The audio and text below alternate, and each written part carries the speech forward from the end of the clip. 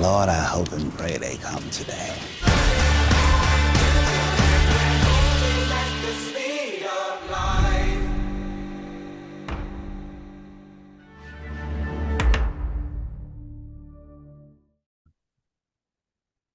Hi, my name is Nigeria Chambers of Big Old Belt Media, coming out of Washington, D.C.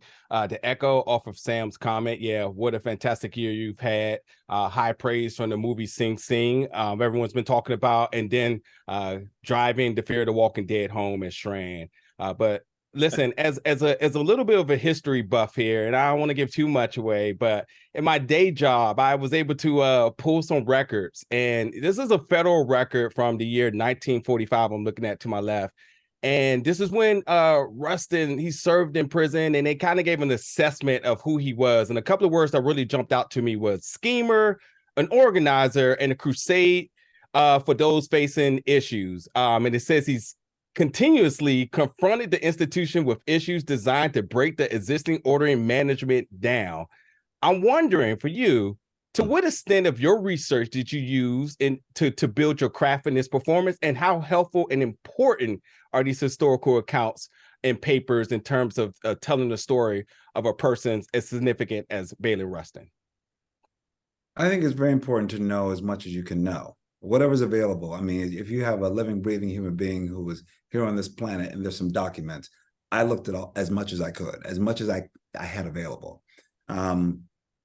Whether it's going, whether it's with museum work, whether it's with documentary work, writing, all his writings. But then I think that at the end of the day, what I needed to care about is exactly the arc of this film and what this film is trying to say. And in this moment, I can't possibly tell a person's whole life. What I can is I can download and process and have a lot inside of me and underneath me. So I know how I can operate in certain systems. But then the other things that were very important were all the things that make up the person, because it does have to be about the person and not just about what they did or what somebody else did or what was documented. But how did this person move through spaces? How did they find a space for themselves in this world that was in many ways set up for him not to exist?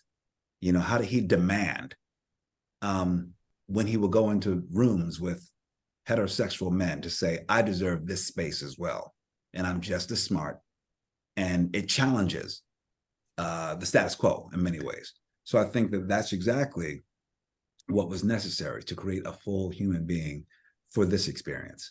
I can't take care of the whole experience, but I can know as much as I can know. So I did 5 months of research, and my research not only went to that, it went to learning how to play the lute, learning how to pitching my voice where his was, all these other things, finding all those nuances that make him human.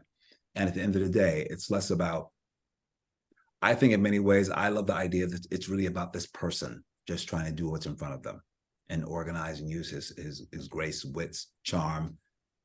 He's not perfect in any way. And I think that's really wonderful. And so I think that was the attempt.